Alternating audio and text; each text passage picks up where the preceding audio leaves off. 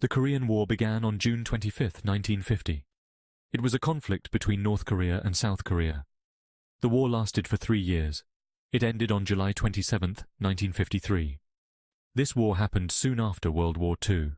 It was part of the larger Cold War between the United States and the Soviet Union. Korea had been split into two parts after World War II. The North was communist, the South was anti-communist. The 38th parallel was the border between them. Both sides wanted to unite Korea under their own rule. This led to growing tensions. The war started when North Korea invaded South Korea. The United States and other countries helped South Korea. China and the Soviet Union supported North Korea. This made the war part of the global struggle between communism and democracy. The Korean War is sometimes called the Forgotten War. It came between World War II and the Vietnam War. But it was a major conflict. It involved millions of soldiers and civilians. The war had a big impact on Korea and the world. Before the war, both North and South Korea claimed to be the rightful government. They both wanted to rule all of Korea. The North was led by Kim Il-sung. The South was led by Syngman Rhee. Both leaders were strong-willed and refused to compromise. In the months before the war, there were many small fights along the border. Both sides accused the other of starting these fights. The tension kept growing. Many people feared that a big war would start soon. On June 25, 1950, North Korean forces crossed the 38th parallel. They had many tanks and soldiers. The South Korean army was not prepared for this attack. The North Koreans quickly pushed south. They captured Seoul, the capital of South Korea, in just 3 days. The United Nations quickly met to discuss the invasion.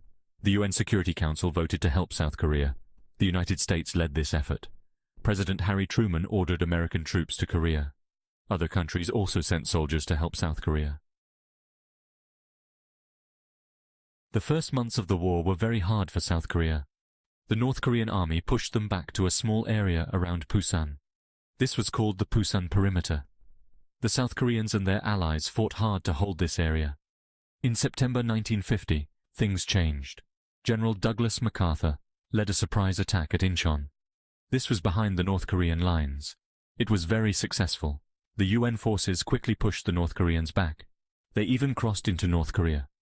But then China entered the war. They sent many soldiers to help North Korea. This pushed the UN forces back again. Seoul changed hands 4 times during the war. Many civilians were caught in the middle of the fighting. The front line eventually settled near the 38th parallel.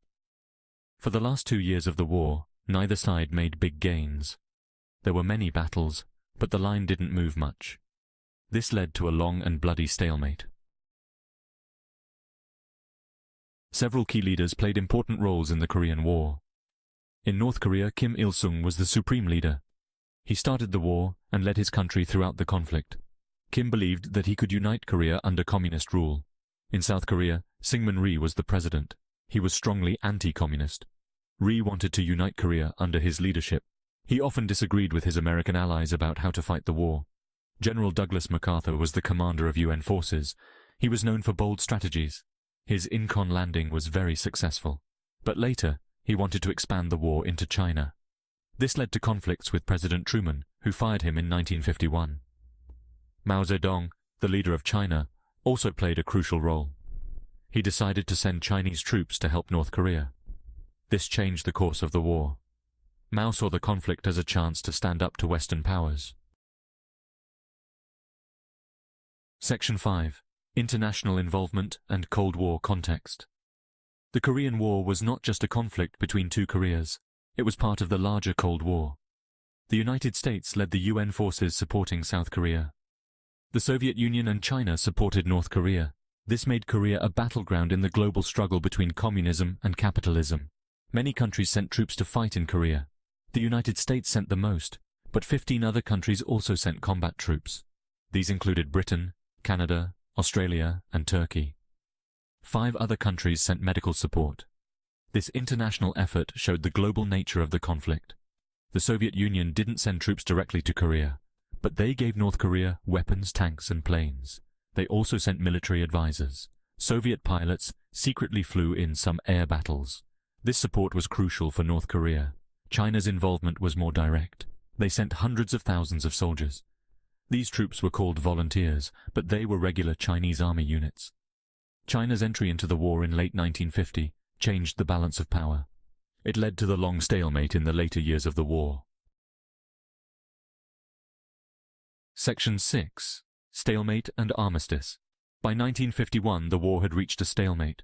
The front line was close to the 38th parallel. Neither side could make big gains, but the fighting continued. Both sides launched attacks and counterattacks. Many soldiers and civilians died in these battles. Peace talks began in July 1951, but they moved very slowly. There were many disagreements. One big issue was what to do with prisoners of war. The talks went on for 2 years. During this time, the fighting continued. Finally, on July 27, 1953, an armistice was signed. This ended the fighting, but it was not a peace treaty. It was only a ceasefire. The armistice created a demilitarized zone, or DMZ, between North and South Korea. This new border was close to the original 38th parallel. The armistice left Korea divided. Neither side had achieved its goal of uniting the country.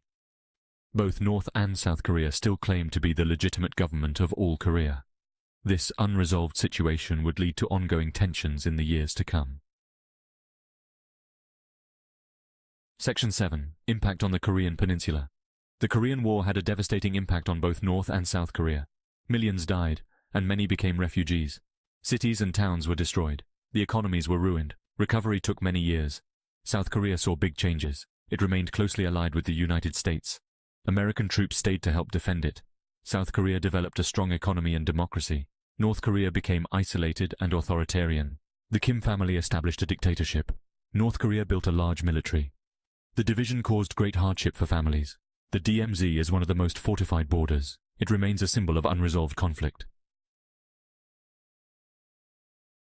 Section 8. Global Consequences and Legacy. The Korean War had significant impacts beyond Korea. It shaped the Cold War in important ways. The conflict showed that the United States was willing to fight to contain communism. This policy of containment would guide US foreign policy for decades. The war also changed how the United Nations worked. It was the first time the UN had authorized a military response to aggression. This set a precedent for future UN actions. It showed that the UN could play an active role in global conflicts. For China, the Korean War was a defining moment. It was the first time the new communist government had fought against Western powers. The Chinese saw their performance as a great victory. It boosted national pride and strengthened the communist regime. The war had lasting effects on military technology and strategy. It was the first war where jet fighters played a major role. It also saw the widespread use of helicopters. These developments would influence future conflicts, including the Vietnam War. Section 9. Remembering the Forgotten War. The Korean War is often called the Forgotten War. It came soon after World War II and before the Vietnam War. These larger conflicts often overshadow it in public memory, but for those who fought in Korea, it was a pivotal event. In recent years, there have been efforts to better remember the Korean War. Many countries have built memorials to honor those who fought. Historians have written new books about the war. These help us understand its complexity and importance. The war's legacy continues to shape the Korean Peninsula today. North and South Korea are still technically at war. The DMZ remains a tense border. Efforts at reconciliation have had mixed results. The possibility of reunification remains a distant dream for many Koreans. The Korean War reminds us of the human cost of conflict. It shows how global politics can have profound local impacts. As we remember this war, we should honor those who suffered and died. We should also work to prevent such conflicts in the future. The Korean War may be called forgotten, but its lessons and legacy remain important today.